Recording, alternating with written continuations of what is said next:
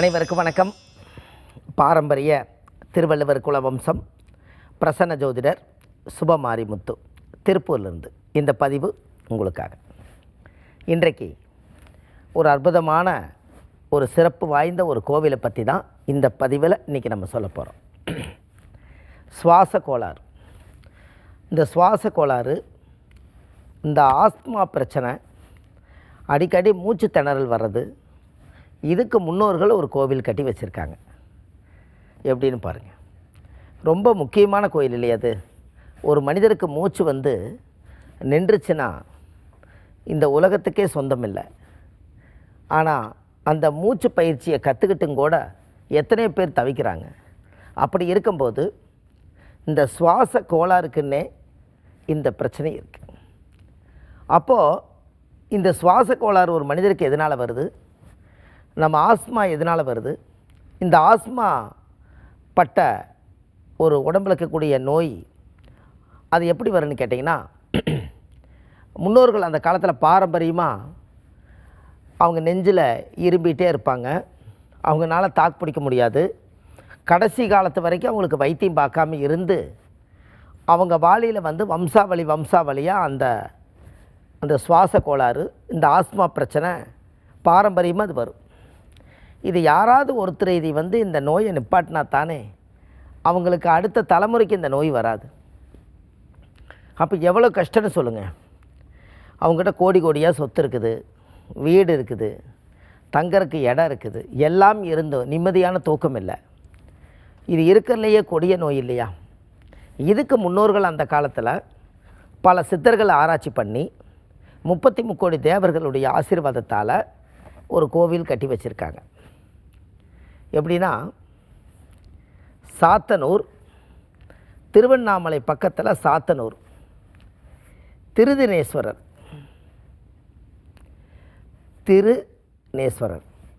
அப்படின்னு என்ன? இந்த சாத்தனூர் பக்கத்தில் தான் அந்த கோவிலுக்கு. அப்போது இந்த திருநேஸ்வரர் அப்படிங்கிறது ஆதி காலத்தில் முன்னோர்கள் இதை உருவாக்கி வச்சுருக்காங்க.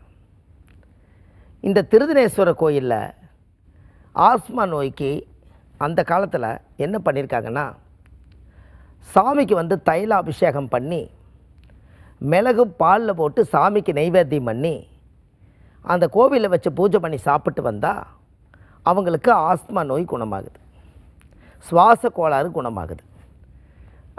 அதான் திருநேதேஸ்வரர்.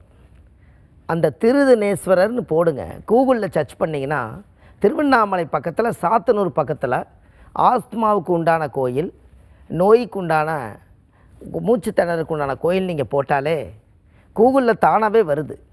நீங்கள் அதை சர்ச் பண்ணுங்களேன். இந்த கோவிலில் அந்த புனுகு அபிஷேகம் பண்ணுறாங்க. அப்படி கிடைக்கலன்னா தைலம் வாங்கி கொடுத்தா சாமி மேலே பூசி இந்த தைலமும் புனுகும் பூசுகிறாங்க. இந்த கோவிலில் மிளகும் பால், பசுமாட்டு பால் வச்சு சாமிக்கு நெய்வேத்தியம் படைச்சி சாமிக்கு தேங்காய் பழம், பூ மாலை, கல்கண்டெல்லாம் வச்சு அர்ச்சனை பண்ணி அந்த கோவிலை வச்சு பூஜை பண்ணி சாமி கும்பிட்டு அந்த கோவிலில் உட்காந்து அந்த பால் சாப்பிட்றாங்க. அந்த நோய் குணமாகுது. இது காலங்காலமாக இருக்குது. அப்போ நீங்கள் வாழ்க்கையில் ஒரு முறை இந்த சம்மந்தப்பட்டவங்க அங்கே போகணுமா வேண்டாமா சொல்லுங்கள். பாருங்கள் என்ன ஒரு ஆச்சரியன்னு. முன்னோர்களுடைய ஆசீர்வாதத்தில் இது எவ்வளோ பெரிய நன்மைகள் இருக்குதுன்னு பாருங்கள். அப்போ ஜாதக ரீதியாகவே நம்மளுக்கு கிடைக்க வேண்டிய சில யோகங்கள் எல்லாம் இப்படித்தான் நம்மளுக்கு அமைஞ்சிருக்குது. நம் முன்னோர்களுடைய ஆசீர்வாதம் தான். அதுக்கு தான் எவ்வளோ பெரிய பாவங்கள் தீர்த்தாலும் அடுத்த ஜென்மத்தில் போய் நம்ம பாவம் தீர்த்துக்கலாம்னு நம்ம நினைக்காம இந்த ஜென்மத்திலேயே சரி செய்யறதுக்கு தான் நம்ம இந்த பிறவி எடுத்து வந்திருக்கோம். அதுக்கு தான் நான் அடிக்கடி ஒன்று சொல்லுவேன், முன்னோர் ஜென்ம பாவத்தை தீர்க்க இன்னொரு ஜென்மம் எதற்கு? நம்ம இந்த ஜென்மத்திலேயே நாம் ஏதாவது சில தவறுகள் இருந்தாலோ, நம்ம சில அறியாத தகவல்கள், அறியாத செயல்பாடுகள் ஏதாவது ஒன்று செய்திருந்தாலோ அதையெல்லாம் சரி செய்து இந்த உலக மக்கள் முன்னாடி நம்ம நிம்மதியாக வாழ்ந்துட்டு போகணுன்னா நம்ம நோயை குணப்படுத்துறதுக்கு கரெக்டான கோயிலை பிடிச்சி அந்த கோயிலுக்கு போயிட்டு வரணும். அப்போ திருவண்ணாமலையில் சாத்தனூர் பக்கத்தில் தான் திருநேஸ்வரர் கோவில் அங்கே இருக்குது. அந்த கோவிலில் தான் இந்த ஒரு வைத்தியம் நடக்குதுங்கிறது உங்களுக்கு இன்றைக்கி தெரிஞ்சிருச்சுன்னா உங்களுக்கு தெரிஞ்சவங்க ஒரு 10 பேருக்கு இந்த மாதிரி ஒரு பிரச்சனை இருக்குதுன்னா இந்த யூடியூப் சேனல் மூலியமாகவும் புது யுகம் சேனல் மூலியமாகவும் நான் இந்த மாதிரி ஒரு நல்ல விஷயத்தை கேட்டேன், ஒரு முறை அந்த கடவுளை போய் நம்ம பார்த்துட்டு வருவோம், இது மூலியமாவது நம்மளுக்கு ஒரு வைத்தியம் குணமாகட்டுங்கிறதுக்கு அங்கே வைத்தியராக உட்கார்ந்துருக்கக்கூடியவர் தான் திருநேஸ்வரர். பாருங்கள், இந்த கோயிலுக்கு எத்தனையோ வியாதிகளுக்கெல்லாம் கோயில் கொடுத்தோம். ஒவ்வொரு உடம்புக்குள்ளேயும் ஒரு வியாதிகள் இருக்குது. அந்த வியாதிகளுக்கு முன்னோர்கள் அந்த காலத்தில் கோயில் கட்டி வச்சுக்கிறாங்க. இதெல்லாம் பழைய காலத்து கோயில். பாருங்கள், இதெல்லாம் எப்படி அவங்களுக்கு இது கண்ணுக்கு தெரிஞ்சது? அப்போ இந்த உலகத்தவே சீரமைப்பு பண்ணி இன்றைக்கி நம்ம தமிழ்நாடு முழுவதும் எங்கெங்கேயோ நம்ம உடம்புல இருக்கக்கூடிய நோய்களுக்கெல்லாம் சில கோயில்களை அங்கங்கே முன்னோர்கள் அமைச்சு வச்சுருக்காங்க. நமக்கு அது தெரியல.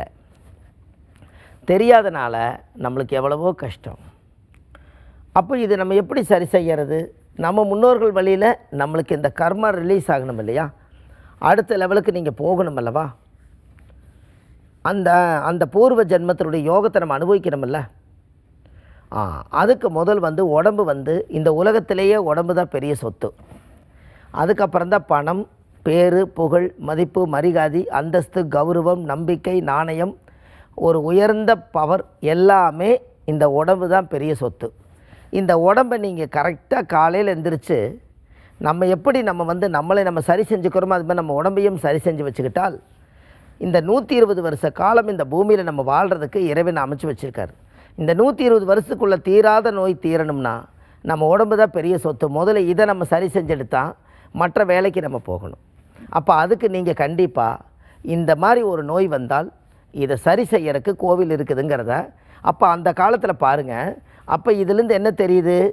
ஆதி காலத்தில் நம்ம வைத்தியர் டாக்டர் பிறக்காத காலகட்டங்களில் 3000 வருஷம் 4000 வருஷத்துக்கு முன்னாடியே தெய்வமும் வைத்தியரும் சாமியும் கடவுளும் விஞ்ஞானமும் எல்லாம் பொருந்தி கோயில் தான் பிரதானமாக வச்சுருந்துருக்காங்க.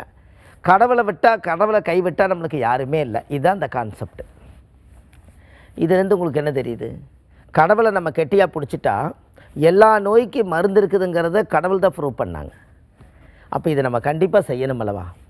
இதுதான் முன்னோர்கள் செய்த பெரிய சாதனைகள். இந்த சாதனைக்கு நீங்கள் எவ்வளவு நாள் பாராட்டிட முடியும்? சுவாச கோளாறு வைத்து கொள்ளுக்கிறதா ஆதி காலத்தில் ஸ்கேனிங் கிடையாது, ஸ்கேன் பண்ணுறதுக்கு என்ஜிஓ கிடையாது, எதுவுமே இல்லாத காலகட்டங்களில் சாதாரண சாமி மேலே ஒரு தீர்த்தமும் ஒரு பாலும் எடுத்து ஊற்றி ஒரு சொட்டு நாக்கில் பட்டால் அந்த நோய் குணமடைஞ்சு அந்த கோவிலுக்கு பிரதானமான ஒரு பேர் வந்திருக்குதுன்னா அந்த கோவிலுக்கு போய் குணமடைஞ்சிருந்தால் தானே அந்த சாமிக்கு ஒரு பவர் கொடுத்துருப்பாங்க. இதெல்லாம் விஞ்ஞானபூர்வமாக கண்டுபிடிச்சி வச்சுருக்காங்க. வாழ்க்கையில் ஒரு முறை இதுக்கு சம்மந்தப்பட்டவங்க நீங்கள் போயிட்டு வாங்க, உங்களுக்கு நல்லதே நடக்கும் என்று சொல்லி பாருங்கள். இதெல்லாம் இந்த ஆதிகால பரிகார புத்தகத்தில் கொடுத்துருக்க A4 சைஸு 1736 பரிகாரங்கள் கொண்ட புத்தகம். இந்த புத்தகம் ஒரு கிட்டத்தட்ட பார்த்தீங்கன்னா பெரிய புத்தகம். இந்த புக்கு கீழே போயிட்டு இருக்க நம்பருக்கு கால் பண்ணிங்கன்னா 2 நாளில் இந்த புத்தகம் உங்கள் கையிலே கிடச்சிரும். ஏன்னு கேட்டால் இந்த ஒரு புத்தகமே உங்களுக்கு போதும், மிகப்பெரிய ஒரு ஜோதிடர் ஆயிடலாம். அவ்வளோ பெரிய ரகசியத்தை அதில் எழுதியிருக்கேன். இது இல்லாமல் நம்ம ஜாதகம் பிரசன்னம் பார்க்குறோம். எங்கே பார்க்குறோம்னா சென்னையில் வடபழனி முருகன் கோயில் தெப்பக்குள வாசல்லையே நம்ம ஜோதிட அலுவலகம் இருக்குது. சனிக்கிழமை, ஞாயிற்றுக்கிழமை, திங்கக்கிழமை நம்ம ஜோதிடம் பார்க்குறோம். மற்ற தினங்கள் திருப்பூரில் பார்க்குறோம்.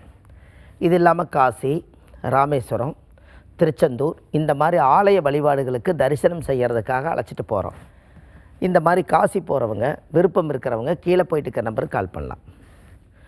காசி, கயா, அயோத்தி, புத்தகயா இப்படி எல்லா கோயில்களுக்கு திருமேனி சங்கமம் எல்லா கோவிலையும் போய் பூஜை பண்ணி அவங்கள சாமி கும்பிட்டு வரோம். எப்போவுமே 3 மாதத்துக்கு ஒருக்கா 108 பேர் 200 பேர் 300 பேர் கோயிலுக்கு கூட்டிகிட்டு போகிறோம். வாய்ப்பு இருக்கிறவங்க இந்த கீழே இருக்க நம்பருக்கு கால் பண்ணுங்கள் என்று சொல்லி வள்ளுவர் வாக்குன்னு ஒரு யூடியூப் சேனல் வச்சுருக்கேன். அதில் போய் பார்த்தீங்கன்னா 1500 பதிவுகள் இருக்குது. சுப மாரிமுத்துன்னு யூடியூப்பில் போட்டாலும் நிறைய வீடியோக்கள் வரும். ஆதிகால பரிகாரங்களை பற்றி மக்களுக்காக நிறையா கொடுத்துருக்குறோம் என்று சொல்லி பாரம்பரிய திருவள்ளுவர் குலவம்சம் பிரசன்ன ஜோதிடர் சுப மாரிமுத்து திருப்பூரிலிருந்து இந்த பதிவு உங்களுக்காக. நன்றி, வணக்கம்.